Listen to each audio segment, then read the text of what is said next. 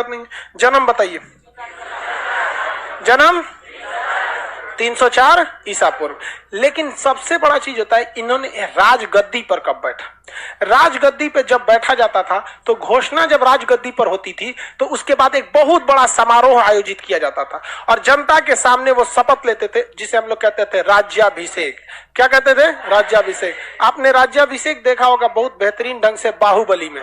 किसमें देखे? बाहुबली में। शिवकामी देवी रो रहती है, राजमाता शिवकामी देवी, उस ससुरी वहां बैल रहती है और ओकरा से 4 कदम आगे ओके पतोहिया, का नाम था? देवसेना। देवसेना का शरीर कोशिका से बना ही नहीं था, अहंकार से बना था। बिखिया बहुत रहती है, वो बिखे के चक्कर में मराइले रहती है। यहाँ पे बल्लाल देव उनका व्यवस्था कर देता है। तो राज्याभिषेक, तो इनका राज्याभिषेक कब हुआ?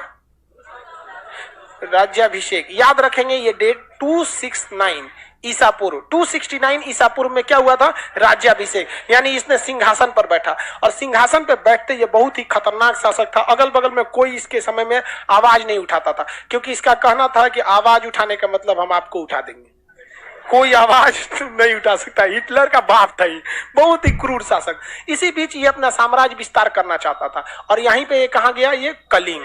कहाँ गया? कलिंग चला गया। कलिंग। अब कलिंग में 2 कथाएं प्रसिद्ध है। कलिंग ये जीतना इसलिए चाहता था कि कलिंग हाथियों के लिए प्रसिद्ध था। कलिंग किसके लिए प्रसिद्ध था? हाथियों के लिए। वहीं इतिहास में एक ऐसा धारा भी है जो ये कहता है कि कलिंग में अशोक विवाह करना चाहता था। कलिंग की कोई बहुत पसंद आ गई थी तो वहां से विवाह करना चाहता था। लेकिन जो मुख्य कारण था वो क्या था? हाथी। और कलिंग के लोग बड़ी स्वाभिमानी होते थे। अभी का नाम उसका, कलिंग का नाम क्या है? उड़ीसा। कलिंग का नाम क्या है? उड़ीसा। तो उड़ीसा में जो थे कलिंग में, तो इसने कलिंग पर क्या किया भैया? युद्ध के लिए कह दिया, आमंत्रित कर दिया, भैया तो हमारी अधीनता स्वीकार करो या तो फिर तुम क्या करो? युद्ध करो। अब वहां के राजा ने क्या कर दिया? युद्ध की घोषणा कर दिया। तो राज्याभिषेक के 8वें वर्ष में, कौन से वर्ष? 8वें वर्ष। अब इसमें से 8 घटा दीजिए, 261 ईसा पूर्व। कौन सा आक्रमण कर दिया?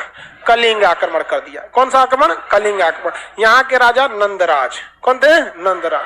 कलिंग आक्रमण कर दिया गया और कलिंग आक्रमण इतना भीषण आक्रमण था कि कलिंग का बच्चा बच्चा को काट दिया गया।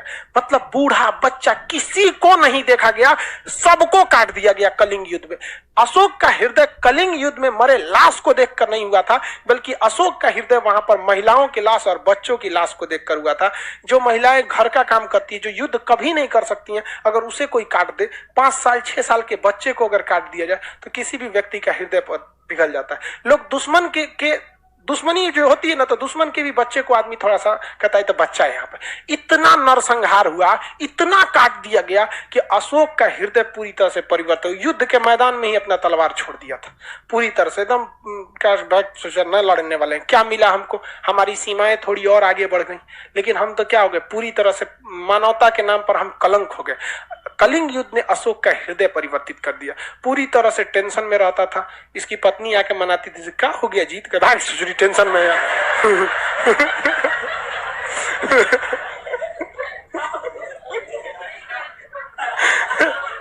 वो बेचारा अपनी टेंशन में आकर खाना खा लीजिए, नाश्ता कर ले, अरे बेचारा वो उतना टेंशन में, उतना आदमी को काट के आया, वो पे दिमाग नोचेगी तो झाड़ दिया भाई आप तो कारू बाकी करिए, हमरो झाड़ दीजिएगा। तो कहते तू स्पेशल है, निकल यहाँ से। स्पेशल लड़का सबको गुस्सा आता है तो किसी को नहीं पहचानता है, भले बाद में मना ले सो।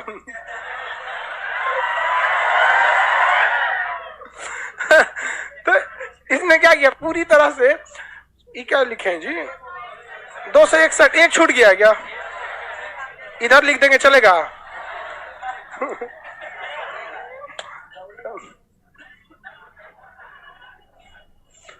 एक छूट गया था वहां। तो 261 ईसा पूर्व में क्या हो गया था भाई? कलिंग युद्ध किया। कलिंग युद्ध के बाद इनका क्या हो गया? हृदय परिवर्तित हो गया। जब भी आप कोई चीज एक्सट्रीम हो जाता है ना, एक्सट्रीम लेवल पे चल जाएंगे ना, तो फिर आपको दिमाग मतलब वहां से क्या होने लगता है? भागने लगता है। आप भी खूब ज्यादा पढ़ने लगिएगा, एक वक्त आएगा कहेंगे यार कितना पढ़े आदमी। हर काम से एक एक्सट्रीम लेवल आता है। इसने भी युद्ध छोड़ने की ठान लिया। तो इसको लगा कि भैया अब हम ये दूसरा धर्म अपनाने के लिए, तो इसका भतीजा था जिसका नाम था निग्रोथ। भतीजा का नाम क्या था? निग्रोथ। निग्रोथ जो था वो बहुत शांत रहता था और उसको कोई टेंशन नहीं रहता था। तो ये निग्रोथ से बड़ा प्रेरित था भतीजा से, कहता था तुम इतना शांत कैसे रहता है? तो कहा कि हम बौद्ध धर्म अपनाते हैं। बौद्ध धर्म में अष्टांगिक मार्ग पर चलिए, मार धार मत करिए, 10 शील का पालन कीजिए। यहाँ पर जो 3 उनके उपदेश दिए गए हैं उनको ध्यान दीजिए। सब पिटक, विनय पिटक, अभिनव पिटक, इस सबको पढ़िए, ठीक रहेगा। तो महात्मा बुद्ध ने पूछा कि महात्मा बुद्ध करे, अशोक ने पूछा कि क्या है बौद्ध धर्म। कहा देखिए हम कोई बौद्ध धर्म के बहुत बड़े पुरोहित तो है नहीं, पुरोहित नहीं है हम, एक काम कीजिए आपको हम एक गुरु के पास ले जाते हैं। तो अशोक को बौद्ध धर्म की प्रेरणा क्या मिली? प्रेरणा। प्रेरणा किसने दिया? निग्रोथ। प्रेरणा किससे मिला? निग्रोथ। ये उनका क्या था? भतीजा था। लेकिन बौद्ध धर्म की शिक्षा किससे मिली? उपगुप्त। उपगुप्त। बौद्ध धर्म की शिक्षा किससे मिली थी? बौद्ध धर्म की शिक्षा किसने दिया था? उपगुप्त ने।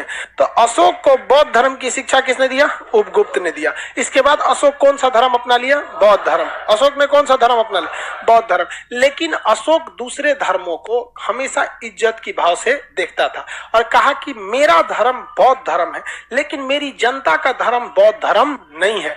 जनता स्वतंत्र है वो अपने धर्म को मानने के लिए। वो सामूहिक जगहों पर कभी भी बौद्ध धर्म की मतलब ऐसा जबरदस्ती नहीं करता था। अशोक ने अपने बेटा महेंद्र और बेटी संघमित्रा, महेंद्र और बेटी संघमित्रा, अशोक ने अपने बेटा महेंद्र और बेटी संघमित्रा को कहां भेजा था? श्रीलंका। तो बेटा महेंद्र और बेटी संघमित्रा श्रीलंका गई और इससे प्रभावित होकर श्रीलंका के सिंघली वंश के शासकों ने बौद्ध धर्म को अपना लिया और आज भी श्रीलंका में बौद्ध धर्म की ही अधिकता है। अशोक ने जितना बौद्ध धर्म को फैलाया उसने दूसरा किसी ने नहीं फैलाया था। अशोक ने बौद्ध धर्म को बहुत शालीनता से फैलाया, कोई जोर जबरदस्ती करके नहीं फैलाया था। अशोक जगह जगह पे संदेश देता था कि लोगों को अत्याचार न किया जाए और अशोक ने यह प्रण ले लिया जब बौद्ध धर्म अपनाया कि आज के बाद वो कभी भी हथियार नहीं उठाएगा। लेकिन अशोक के डर इतना ज्यादा था लोगों में, जब तक अशोक जिंदा था किसी की औकात नहीं थी वो कुछ कर सके, क्योंकि उनको पता था इन हाथों ने केवल हथियार छोड़े हैं, चलाना नहीं भूला।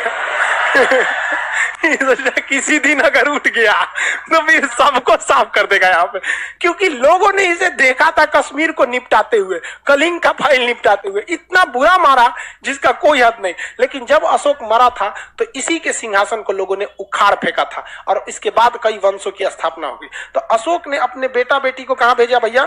श्रीलंका में भेजा था, श्रीलंका में। और भारत में अशोक ने इवन भारत के अलग अलग जगहों पे अशोक ने सोचा कि बौद्ध धर्म का क्या किया जाए? प्रचार किया जाए। तो बौद्ध धर्म के प्रचार के लिए अशोक के समय कौन सी बौद्ध संगीति की स्थापना हुई? कौन बौद्ध संगीति हुई थी? तीसरी बौद्ध संगीति कहां हुई? पाटलिपुत्र। किसके देख रेख में? अशोक के देख। अशोक के समय में बौद्ध धर्म की तीसरी बौद्ध संगीति हुई। अशोक ने ईरान के शासक डेरियस, जो हकमनी वंश का था, ईरान का शासक का नाम क्या था? डेरियस, हकमनी वंश का शासक, उससे एक सीख लिया था अभिलेख लिखवाने का। तो अशोक ने क्या करना चालू किया? अभिलेख लिखवाना चालू किया। अभिलेख क्या होता है? पत्थर पर लिखा जाता है अभिलेख। अब ये पत्थर पर अभिलेख लिखने की परंपरा भारत में किसने चालू की थी? अशोक ने। अशोक बहुत ही विद्वान व्यक्ति था। वो जब भी शिलालेख को लिखवाता था तो उसमें एक चीज की ध्यान रखता था कि भाषा का ध्यान रखना है। अब बताइए हम ही को अगर शिलालेख लिखना है या स्तंभ लिखना, बंगाल में लिखना है, वहां हिंदी में लिख देंगे तो बंगाल के लोग समझेंगे? हिंदी समझ जाते हो बंगाली? हाँ, पढ़ने में दिक्कत होता है, ऐसे बोलते हैं तो समझ जाते हैं। हाँ, वो होता ही है। जैसे आप लोग को भी देखिए ना, उर्दू तो समझ जाते हैं। हम बोलेंगे पानी पी लीजिए, बैठ जाइए, वो ये सब तो क्या चीज है? बैठ जाए। हिंदी बोलेंगे बिराजिए यहाँ पे। बहुत क्लिष्ट हो जाती है हिंदी में। तो उर्दू आप भी समझ जाते हैं, लिखने थोड़े आता होगा। तो वैसे ही मतलब अलग अशोक भी समझता था कि हमको क्या करना है, ऐसे ही भाषा का प्रयोग करना है जो लोग क्या कर सके, समझ सके। अब इसमें दो चीज होती है। भाषा एक होती है आप लिख क्या रहे हैं, जैसे हिंदी एक भाषा है, इंग्लिश एक भाषा है, लेकिन दोनों भाषाओं में एक चीज कॉमन है कि दोनों बाएं से लिखा जाता है। दोनों कहां से लिखा जाता है? बाएं से। इंग्लिश भी इधर ही से लिखते हैं और हिंदी भी इधर से लिखते हैं। इस तरह उसे लिपने की कला समान है। जैसे नहीं बोलते, बचपन में आदमी राइटिंग खराब होता था तो टीचर बोलते थे कौन सी लिप दिया रे, नहीं। तो हिंदी को भी इधर से लिपते हैं, अंग्रेजी को भी इधर से लिपते हैं। तो लिपने की कला को लिपि कहते हैं, लिपने की कला को लिपि कहते हैं। तो इंग्लिश और हिंदी दोनों की लिपि कैसी है? सेम। इंग्लिश और हिंदी दोनों की लिपि कैसी? सेम है। अब अशोक ने अपने जितनी भी लिपि लिखी है वो किस लिपि में लिखी है? ब्राह्मी लिपि में। कौन से? ब्राह्मी लिपि में। किसमें लिखा है? ब्राह्मी लिपि। अशोक ने जो अभिलेख को लिखवाया है वो अलग अलग जगहों पे अलग अलग लिपि से लिखवाया है। भारत में जो लिखवाया है वो कौन सी लिपि में लिखा है? ब्राह्मी लिपि। भारत में ब्राह्मी लिपि, क्योंकि भारत में उस समय ब्राह्मी लिपि बहुत ज्यादा चल रहा था। लेकिन पाकिस्तान में खरोष्टी लिपि। किसमें चला था? खरोष्टी। तो पाकिस्तान में कौन सी लिपि में? खरोष्टी लिपि में। अब वहीं अगर आप देखेंगे अफगानिस्तान में तो अरमाइड लिपि, अफगानिस्तान में अरमाइड लिपि। और अगर ग्रीक में चले जाएंगे तो वहां पर ग्रीक लिपि। कौन सी लिपि? ग्रीक। तो ब्राह्मी, खरोष्टी, अरमाइड और ग्रीक। भारत में बोलिए तो ब्राह्मी। भारत में कौन सी लिपि? ब्राह्मी लिपि को लिखा। पाकिस्तान में खरोष्टी लिपि, अफगानिस्तान में अरमाइड लिपि और ग्रीक वगैरह में ग्रीक लिपि। अशोक का सबसे दूर अभिलेख किस देश में मिला है? ग्रीक। अभी उस जगह पर हो गया है देश जिसका नाम है तुर्की। क्या हो गया है? तुर्की। तुर्की को उस समय एशिया माइनर कहा जाता था। क्या कहा जाता है? एशिया में।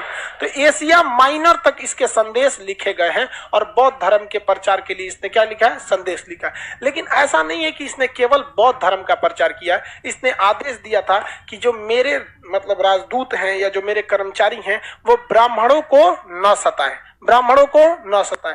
जो ये बात बताता है कि अशोक धार्मिक रूप से सहिष्णु था। सहिष्णु का मतलब होता है सब में आस्था रखना, मतलब सबकी इज्जत करना। और एक होता है असहिष्णु। असहिष्णु मतलब हमरे सही है, बाकी मर जा ससुरा, तुम कचर के रख देंगे बाकी लोगों को यहाँ पर। तो भारत में अशोक के समय से ही धार्मिक रूप से क्या था? अशोक सहिष्णु था, यानी उस सारे धर्मों को बराबर लेकर चलता था।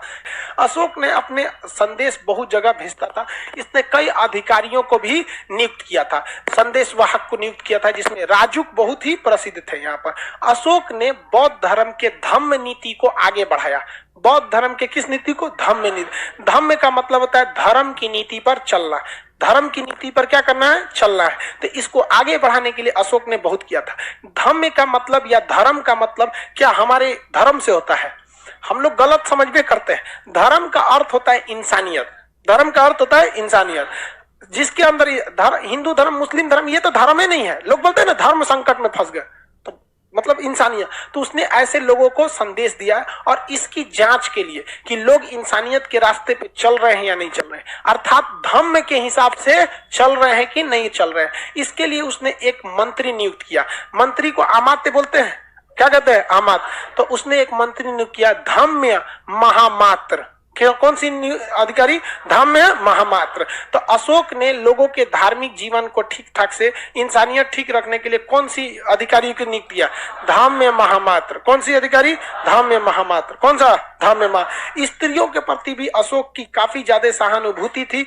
स्त्रियों की बहुत ज्यादा हत्या भी हो गई थी यहाँ पर, और बाकी इनकी 4-5 गो पत्नी थी ही सब वहां पर। तो स्त्रियों की देखरेख के लिए, उनकी स्थिति को जांच करने के लिए जिस तरह आज के समय में महिला आयोग है, उस समय स्त्री महामात्र की स्थापना किया था अशोक ने। अशोक ने अपने ज्यादातर मतलब इसको संदेश को किसके माध्यम से फैला था? शिलालेख के माध्यम से फैला दिया था। अशोक ने कई अन्य भी काम किए थे, तीर्थ यात्रा कर इत्यादि को भी हटाया था अशोक। हालांकि अशोक ने कभी भी बौद्ध धर्म को किसी भी तरह का राजकीय धर्म घोषित नहीं किया।